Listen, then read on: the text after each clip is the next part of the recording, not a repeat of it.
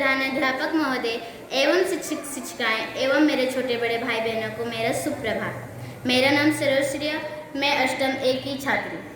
राष्ट्रीय एकता दिवस 31 अक्टूबर। राष्ट्रीय एकता दिवस देश को एकजुट करने के लिए भारत के पहले गृह मंत्री और उप प्रधानमंत्री सरदार वल्लभ भाई पटेल के संघर्षों और बलिदानों की याद दिलाता है। यह एकजुटता की पुष्टि करता है, विविधता में एकता की भावना को बढ़ावा देता है और राष्ट्रीय अखंडता बनाए रखने के महत्व पर जोर देता है। 2014 से भारत सरकार ने सरदार पटेल के योगदान का सम्मान करने के लिए उनके जन्मदिन को राष्ट्रीय एकता दिवस के रूप में मनाने का निर्णय लिया। आज हम लोग सरदार पटेल की जीवनी को सुनेंगे। सरदार वल्लभ भाई पटेल भारत के स्वतंत्रता संग्राम सेनानी एवं स्वतंत्र भारत के प्रथम गृह मंत्री थे। वे नवीन भारत के निर्माता थे। वास्तव में वे भारतीय जनमानस की आत्मा थे। भारत के स्वतंत्रता संग्राम में उनका महत्वपूर्ण योगदान है।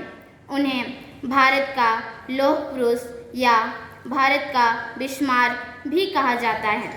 सरदार वल्लभ भाई पटेल का जन्म नदियाद, गुजरात में एक गुजराती कृषक परिवार में दिनांक 31 अक्टूबर 1875 को हुआ था। वे झवेर भाई पटेल एवं लदबा की चौथी संतान थे। उन्होंने गुजरात में नदियाद, पेटलाद और बोरसाद के स्कूलों में शिक्षा प्राप्त की। पटेल की इच्छा बैरिस्टर बनने की थी। 36 वर्ष की उम्र में वे इंग्लैंड गए और लंदन के मिडिल टेम्पल इन में नामांकन कराया। उन्होंने बैरिस्टरी की परीक्षा पास की और अपनी कक्षा में प्रथम रहे। भारत लौटकर उन्होंने अहमदाबाद में प्रैक्टिस शुरू की और शीघ्र ही अहमदाबाद के काफ़ी सफल बैरिस्टरों में उनकी गिनती होने लगी। महात्मा गांधी के विचारों से प्रेरित वे भारत के स्वतंत्रता आंदोलन में कूद पड़े। स्वतंत्रता आंदोलन में सरदार पटेल का सबसे पहला और बड़ा योगदान खेड़ा संघर्ष में हुआ। गुजरात का खेड़ा डिवीज़न उन दिनों भयंकर सूखे की चपेट में था। किसानों ने अंग्रेज सरकार से भारी कर में छूट की मांग की। सरदार पटेल, गांधी जी एवं अन्य लोगों ने किसानों का नेतृत्व किया और उन्हें कर ना देने के लिए प्रेरित किया। अंत में सरकार झुकी और उस वर्ष करों में राहत दी गई। यह सरदार पटेल की पहली सफलता थी। बारडोली कस्बे में सस्ते सत्याग्रह करने के लिए उन्हें पहले बारडोली का सरकार और बाद में केवल सरदार कहा जाने लगा। सरदार पटेल 1920 के दशक में गांधी जी के सत्याग्रह आंदोलन के समय कांग्रेस में शामिल हुए। सन 1937 तक वे 2 बार कांग्रेस के सभापति बने। वे पार्टी के भीतर और जनता में बहुत लोकप्रिय थे। आज़ादी के बाद यद्यपि अधिकांश प्रांतीय कांग्रेस समितियां पटेल के पक्ष में थीं, तथापि गांधी जी की इच्छा का आदर करते हुए पटेल ने प्रधानमंत्री पद की दौड़ से अपने को दूर रखा और नेहरू जी का समर्थन किया। पटेल को उप प्रधानमंत्री एवं गृह मंत्री का कार्य सौंपा गया। गृह मंत्री के रूप में उनकी पहली प्राथमिकता देशी रियासतों को भारत में मिलाना था।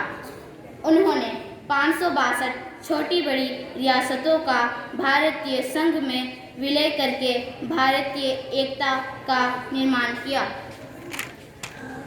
विश्व के इतिहास में एक भी व्यक्ति ऐसा न हुआ जिसने इतनी बड़ी संख्या में राज्यों का एकीकरण करने का साहस किया हो। गृह मंत्री के रूप में वे पहले व्यक्ति थे जिन्होंने भारतीय सिविल सर्विस ICS का भारतीयकरण करके उस भारतीय प्रशासनिक सेवा ICS बनाया। अंग्रेजों की सेवा करने वालों में विश्वास भरकर उन्हें राजभक्ति की ओर मोड़ा। यदि सरदार वल्लभ भाई पटेल कुछ वर्ष और जीवित रहते तो संभवतः नौकरशाही का पूर्ण कायाकल्प हो जाता। उनमें कौटिल्य की कूटनीतिज्ञता तथा महाराजा शिवाजी की दूरदर्शिता थी। वे केवल सरदार ही नहीं बल्कि भारतीयों के हृदय के सरदार थे। दिनांक 15 दिसंबर 1950 को बिरला हाउस बम्बई में हृदय गति रुक जाने के कारण उनका देहांत हो गया। धन्यवाद।